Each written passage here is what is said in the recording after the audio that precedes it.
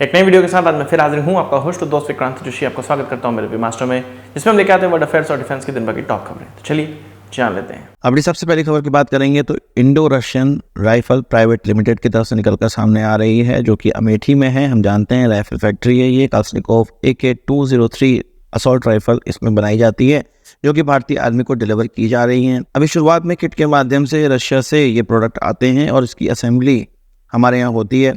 धीरे धीरे कुछ इसमें इंडिजिनस कंपोनेंट भी लगने लगे हैं और कुछ 2 से 3 सालों के अंदर इसमें पूरी तरह से भारतीय कंपोनेंट लगने लगेंगे या भारत में निर्मित कंपोनेंट लगने लगेंगे। और ये कहा जा रहा है कि रशिया और भारत के बीच में जो ये जॉइंट वेंचर से बनी हुई कंपनी है, ये विदेशों में अब AK-203 को एक्सपोर्ट करने वाली है। इसका काम इस कंपनी को मिलने वाला है, इस फैसिलिटी को मिलने वाला है। इसमें तरीका ये है कि रशिया पर सैंक्शंस लगे हुए हैं। रशिया कोई भी डिफेंस इक्विपमेंट नहीं बेच सकता है, पर भारत तो बेच सकता है। भारत को ये इक्विपमेंट बनाने होंगे, ये राइफल्स बनानी होंगी। ऐसे देश जो कि रशियन हथियार इस्तेमाल करते हैं, रशिया हो सकता है इसकी मार्केटिंग करे, ऑर्डर लेकर आए, इस फैसिलिटी को दे। भारत की भी कमाई हो, रशिया की भी कमाई हो। और कोई भी ऐसी फैसिलिटी जो कि हम जॉइंट वेंचर के तहत विदेशियों से मिलकर या दूसरे देशों से मिलकर उनकी प्रोडक्ट को भारत के अंदर बनाते हैं, तो उसमें भविष्य में एक्सपोर्ट होना बहुत ज़्यादा लाजमी हो जाता है। जैसे कि इजराइल के जो प्रोडक्ट हैं वो भी हम लोग बना रहे हैं डिफेंस प्रोडक्ट, और वो वापस इजराइल को ही बेच दिए जाते हैं। एक तरह से जो बनाने का चार्ज है वो भारत के अंदर रहता है और भारत की यही कमाई होती है। साथ ही साथ हमें हमारे लोगों को रोजगार भी मिलता है। तो AK-203 को अब हम लोग एक्सपोर्ट करेंगे और भारत इसमें एक बड़ा नाम आगे चल के बने, ये हम कामना करते हैं। आपका क्या कहना है इस पे कमेंट बॉक्स में जरूर बताइएगा। इसके अलावा बात कर लेते हैं, भारत के अंदर एक सेमिनार होने वाला है, एक मीटिंग होने वाली है, जो कि इंडियन गवर्नमेंट द्वारा funded Indian council of world affair के द्वारा ऑर्गेनाइज की जाएगी। इसमें ऐसे अब नॉन स्टेट ग्रुप्स को बुलाया जा रहा है, जो कि आश्चर्य की बात अब क्रिएट करता है। और ये पहली बार इस तरह की चीज होगी कि भारत नॉन स्टेट जो बॉडीज हैं उनको इस तरह की मीटिंग्स में बुला रहा है। इसमें जो म्यांमार की जुंटा है उसके खिलाफ जो डेमोक्रेसी के लिए फोर्स एकजुट होकर खड़ी हुई है, रेबेलियंस खड़े हुए हैं, एथनिक माइनॉरिटीज जो खड़ी हुई हैं, उनके लीडर्स को बुलाया जाएगा या उनके रिप्रेजेंटेटिव को बुलाया जाएगा। इसमें चिन, रैंकेन और कांची, ये जो ग्रुप है, ये जो रेबेलियंस हैं, इनको इनवाइट किया गया है और ये एक बहुत अच्छा कदम भारत का माना जा रहा है। हमें जानते हैं कि मणिपुर के अंदर जो प्रॉब्लम क्रिएट हुई है उसमें कहीं ना कहीं म्यांमार का हाथ है और म्यांमार के जरिए चीन भारत के अंदर ये सारी चीजें करवा रहा है। भारत यहाँ पर ऐसे ग्रुप्स जिनका कि भारतीय बॉर्डर पे अब कंट्रोल है, उनको अपने साथ मिलाकर उनके साथ बातचीत करके मुझे लगता है कि मणिपुर की प्रॉब्लम सॉल्व करने का प्रयास करेगा। साथ ही साथ जुंटा के साथ रह के, जो म्यांमार की जुंटा है उनके साथ रह के भारत को कोई भी लाभ हो नहीं रहा है। जितने भी भारत से बॉर्डर लगने वाले, बांग्लादेश से म्यांमार का बॉर्डर लगने वाला, इन सभी जगहों पर रेबेलियन या प्रो डेमोक्रेसी फोर्सेस का अब कब्जा हो चुका है। जुंटा अपना धीरे धीरे जो कब्जा है वो इन एरिया से होता जा रहा है। भारत की तरफ से म्यांमार के अंदर जो भी इंफ्रास्ट्रक्चर की स्कीमें चलाई जा रही हैं वो सब अब इन रेबेलियंस के हाथों में आ चुका है। इसलिए इन रेबेलियंस के साथ बातचीत करना टेबल पे ये बहुत ज़्यादा ज़रूरी है।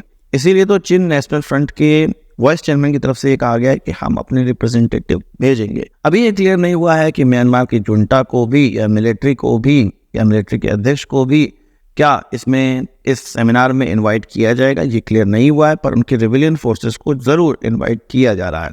आप इसको कैसे देखते हैं कमेंट बॉक्स में ज़रूर बताइएगा। बात कर लेते हैं इंडियन आर्मी की। इंडियन आर्मी की तरफ से 100 रोबोटिक म्यूल्स को अब इंडक्ट कर लिया गया है। कई बार हम लोगों ने इस तरह की तस्वीरें देखी है, इस तरह की वीडियो देखी हैं, जिसमें कि हम इन रोबोटिक म्यूल्स को इंस्पेक्ट करते हुए दिखाई देते हैं। हमारी फोर्सेस इनको इंस्पेक्ट करती हुई दिखाई देती है, इनका ट्रायल लेते हुए दिखाई देती है।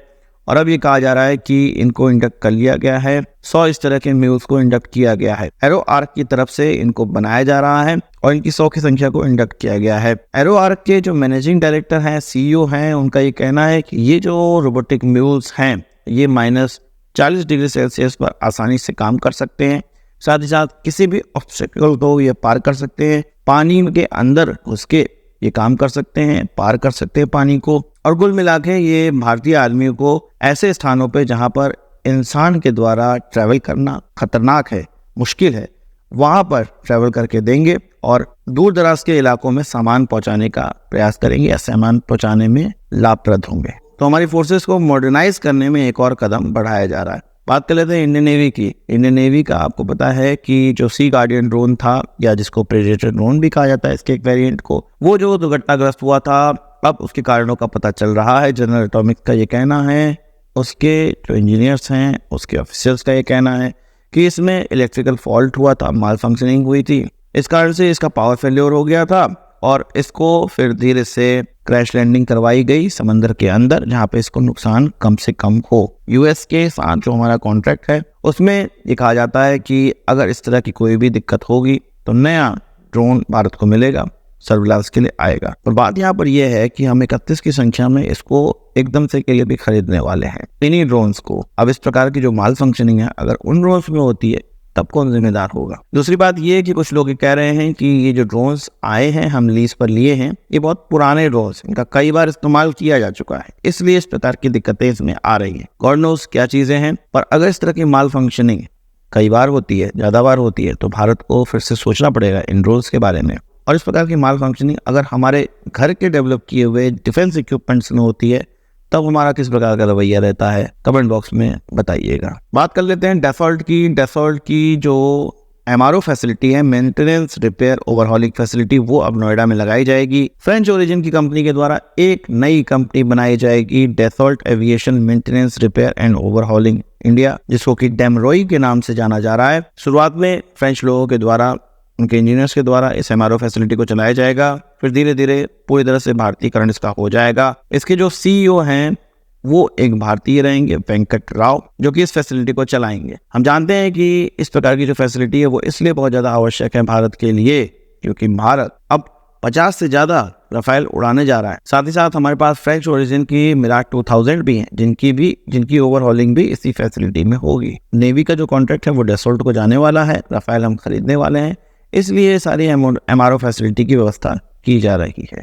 बात कर लेते हैं इजराइल लेबनान युद्ध की, या इजराइल हिजबुल्लाह युद्ध। एक ऐसा एयर स्ट्राइक किया गया जो कि लगभग कहा जा रहा है 2008 के बाद सबसे बड़ी एयर स्ट्राइक की गई है हिजबुल्लाह में, उसमें 500 लोगों की मृत्यु हो गई है। इससे पहले हमने देखा था कि इजराइल की तरफ से पेजर अटैक किया गया था, वॉकी टॉकी अटैक किया गया था, सोलर सिस्टम अटैक किया गया था। अब ये डायरेक्ट अटैक है। हिजबुल्लाह को समझ में नहीं आ रहा कि किस तरह से उनके लोगों को चुन चुन के मारा जा रहा है। हिजबुल्लाह मजे ले रहा था कि भाई धीरे से हम इधर से इजराइल पे अटैक करते रहते हैं, इजराइल हमारा कुछ नहीं बिगाड़ पाएगा, गाजा में ही बिजी रहेगा। गाजा से टर्न होके अब हिजबुल्लाह पर लग गया है, और हिजबुल्लाह को भी वही सबक सिखाया जा रहा है जो गाजा में हमास को सिखाया गया था। आपका इस पर क्या कहना है, कमेंट बॉक्स में जरूर बताइएगा। तो आज की इस वीडियो के लिए बस इतना ही। आशा करता हूँ कि वीडियो पसंद आया होगा, आपको एक बड़ा जरूर देंगे। इस वीडियो संबंधित सवाल सुझाव हो कमेंट बॉक्स में जरूर लाइएगा, और यदि आपने हमारे चैनल सब्सक्राइब नहीं किया उसे भी कर लीजिए, क्योंकि हम इस प्रकार की वीडियो लाते रहते हैं। नमस्कार, थैंक यू, जय हिंद।